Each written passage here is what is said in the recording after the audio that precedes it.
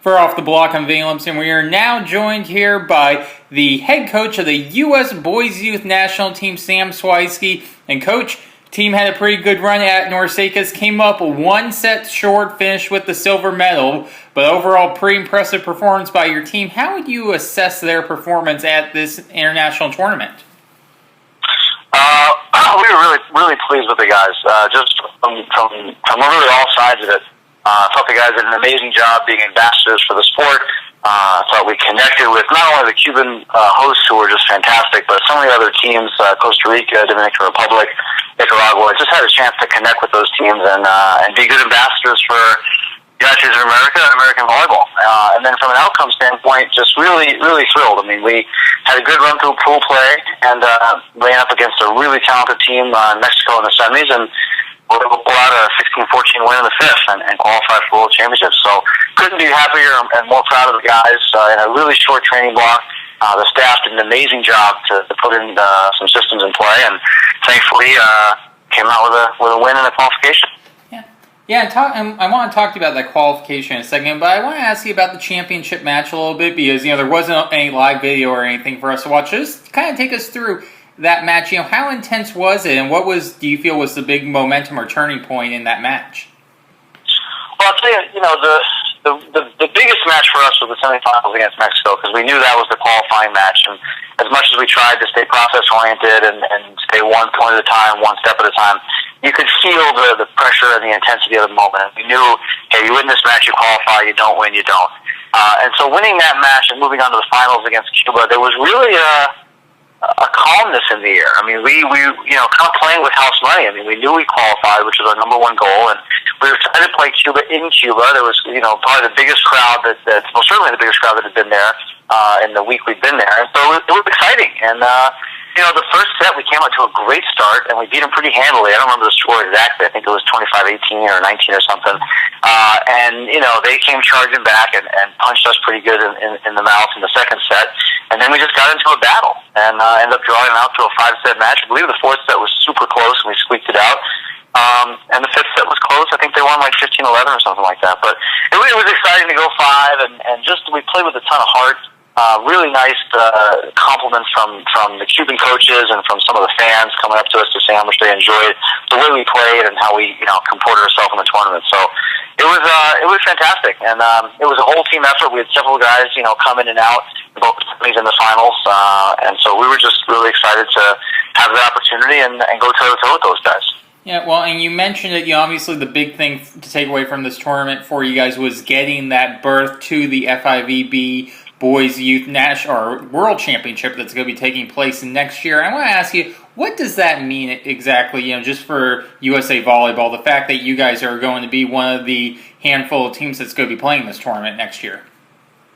Well, it means several things. I mean, one, we kept preaching to the guys, you are a piece of such a huge legacy of USA Volleyball. For 50, 60, 70 years, you're talking about a national team that has 3 gold medals and on the men's side, that is, and just such a huge history. And then you look at the youth and the junior teams that have done some really special things. So to be a part of that fraternity and to have a chance to have success, to qualify and give ourselves a chance to play in World Championships is huge. So it's just really an exciting opportunity to be a part of that. And, having a chance last year to be with the junior team and to go to World Championships. I mean, Norseca is exciting, but it's kind of like the conference, and you win your conference and now you're off to the Final Four, the Final Six, and in this case, I think it's 16 or 20, depending if it's youth or junior. But the World Championships is just outstanding. So now it's not just your conference or the Norseca, but you're talking South America, Europe, Asia, just teams from all over the world. And right now, it's slated to be in Bahrain, which is a pretty exciting opportunity. It's on the complete other side of the world. Our culture is so different from ours, and it's just an amazing opportunity to take some young guys there and have that experience next summer, which we really were very excited for. Yeah, well, talking about the cultural experience, you're one of the few Americans, there's a very small minority of Americans who have been to Cuba. So just kind of tell the people who have never been there before, what was it like for you and your team to be down there on the island? It was really cool. I mean, obviously, there's some iconic things that we had read about and heard about. One being sort of the antique cars are so big in Cuba since the embargo and since we haven't had trade with them. They've kept these cars from the 50s and 60s condition, and it's just really cool to see some of that. And then in a lot of ways, in a culture that hasn't been, sort of influxed with McDonald's and Coca-Cola and sort of all the, commercial elements that we have here in sort of the Western Hemisphere. Just a real kind of just a nice kind of pace of life. And the people were so friendly. They were so excited to have us there. They had so many questions about America, and they wanted to learn and talk. And, I think I'm fortunate to speak Spanish, so I was able to connect with a lot of them and have some great conversations. But it was just really exciting. And I don't know, who knows, who can guess or surmise what it will be like in 5 or 10 or 15 years. But to be one of the first groups that were able to go down there, just really an incredible honor and an incredible opportunity for us that we really excited about. Yeah. And Coach, I want to ask you about two of your players in particular. Just kind of looking at the box scores throughout this tournament, your middles seem to be playing great with Sam Lewis and Kyler Prusho. Can you just talk about their performance a little bit and what they were able to do be so successful, both offensively and defensively? Yeah, absolutely. I'll tell you, I got to really credit Theo Edwards from Cal State Northridge, who ran our offense. And really, it was one of the early practices. He started working with the guys in the middle, and we started talking to them about being up, we call it zero tempo. Not hitting a regular one ball, but a zero tempo ball, a ball where they're in the air well before the setter has the ball. And the two of them, all three middles, Jack as well, and we had Kenyon Tuma in the training camp as well. All four middles in the training camp just really bought into that.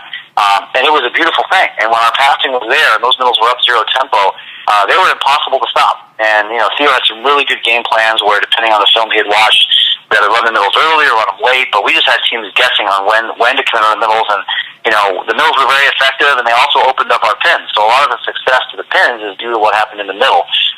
So I think the timing and sort of buying into that philosophy was great, and I was just really impressed with Theo's ability to get that offense cooking in such a short amount of time. And with the college game, you could spend a whole season sort of inputting a system, and to do it in 2 or 3 weeks was just amazing. Same thing on the flip side, that what Brad Keller from UCLA did on the defensive side. To put in such an intricate defensive system in such a short amount of time and have so many different calls going clean was just an amazing thing. And I think that was one of the huge keys in the Mexico win, was our ability to adapt and change to some of the offense they threw at us from a defensive standpoint. So really hats off to the staff. Kevin Birch as well from Ohio State did an amazing job from a statistical analysis standpoint. The scouting reports they put together, the video sessions they did with the guys. It was Colin Powers, who was the head of delegation, kept mentioning just one of the most impressive Olympic-level scouting preparation sessions he had ever seen. And I was really impressed. And I guess my one fear with putting so much information out there was if the guys would be overwhelmed. But the amount of information they were able to analyze and interpret and use in the matches was just outstanding. And I think it's a huge part of why we were successful. Yeah. Well, and I know that we talked a little bit about the middles, and you had so many players play great this tournament, but was there any one other player in particular that really stood out and had a really good tournament in your mind? Absolutely. I think Jalen Jasper, for us, might have had the most improved tournament over anyone. I think he started off against Nicaragua, not as clean or not with the same rhythm that he was hoping to have, and he just got better and better and better. Against Costa Rica, he had better numbers. Against Dominican Republic, he had better numbers.